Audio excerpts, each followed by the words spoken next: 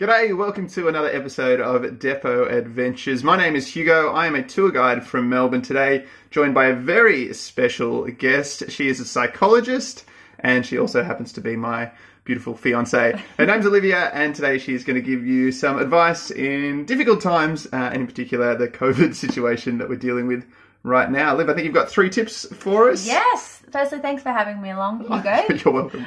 So the 3 tips we're going to be talking about today is number 1, how we can reframe negative thoughts.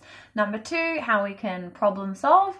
And number 3, looking at what's in our control versus what isn't in our control. Does that sound like a good plan? That sounds like a great plan. I'm already looking forward to the advice. Okay, so the first one is on reframing negative thoughts. So what we want to do here is create a thought that's more balanced, so taking into perspective both the positive and negative. So it's not all just about positive thinking, it's creating a more helpful and encouraging thought while still validating the difficulty we might be facing. So for instance, if the negative thought was, I really hate working from home, it's so hard at the moment, we might shift that to a more balanced perspective, which could be something like, although I miss working at the office, it's nice not having to commute to work every day, and it's lovely getting to have lunch with my family. Yeah, and I don't have to have lunch and make small talk with the body odor, asshole next to me that I don't actually like working with, for example. That could be another positive. Hi, John. How you going? Yeah, so that's reframing thoughts. And we use that in psychology all the time with clients we're working with. The next tip to help us at the moment is problem solving. So what tends to happen is if we're worrying about an issue, we can feel like we're going round and round in circles, thinking over and over again, but actually not getting anywhere. So problem solving might involve pulling out the pen and paper and actually nutting out a solution. So Hugo, do you have any problems either you're facing or people might be struggling with at the moment? Yeah, well, one that comes to mind is I'm a social butterfly, as you know, and being kind of, stuck in a house now, being in lockdown, there's not that ability to go out and then meet friends for a drink at the pub. And, I feel maybe there's a bit of purpose in my life lacking in that social aspect. So, yeah, I don't know. Maybe there are some solutions you can help me find. Yeah, and that is a tricky one. It's one a lot of us are experiencing right now. So one specific solution to that problem might be, although it's not the same as a face-to-face connection, maybe it's creating some video calls with your friends. It might be doing some online trivia together. My friends and I this Saturday night are doing a Zoom dance party. So one friend's putting together a playlist. We're putting song requests in, and then we're going to be having a bit of a boogie in the lounge room together. I'm going to crash that. So that might be a way we can look at that social connection, how we can still meet that need in a different circumstance. Thank God for the internet. That's all I'm saying. Another problem we might have at the moment might be getting quite stressed from reading lots of news, or watching too many news items in the evening.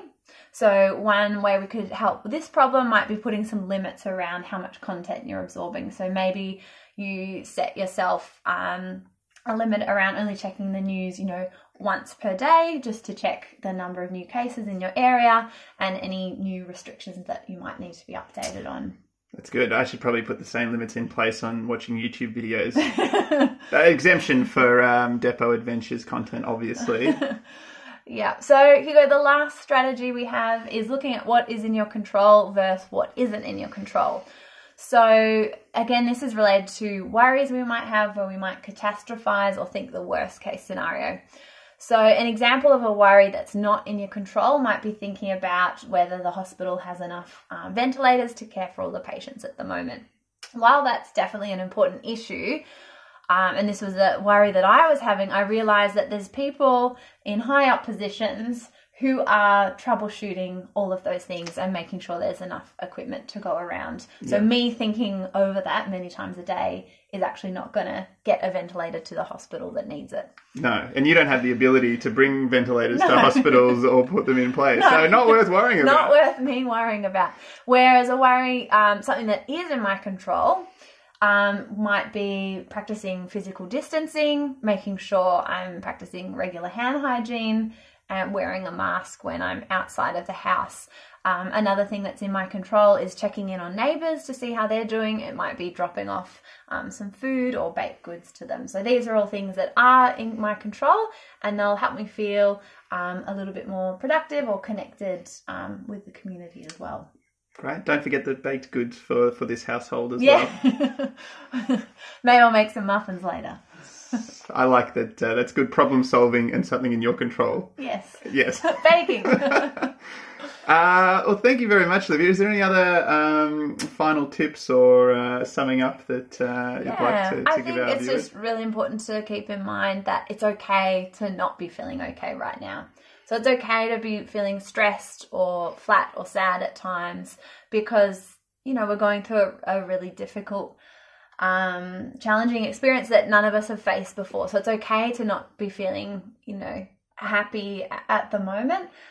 So just validating that what you're going through is difficult.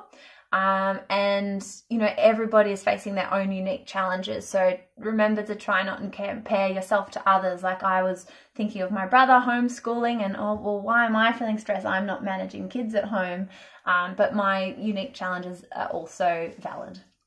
And I guess to reach out if you are struggling is probably a final message for anybody definitely. out there. So psychologists are doing video calls or telehealth appointments at the moment. So definitely reach out to see either a counselling or clinical psychologist by reaching out to your GP first. Fantastic. Well, thank you very much for joining us, Olivia. A lot of good tips in there for myself, and I hope you lovely people out there. Thank you very much for tuning in again. We will have more content and hopefully some more content with Olivia soon. But if you'd like to support us, then please, the best thing you can do is hit that subscribe button, tell your friends and family, and we'll see you next time on Depot Adventures. See you later. See ya.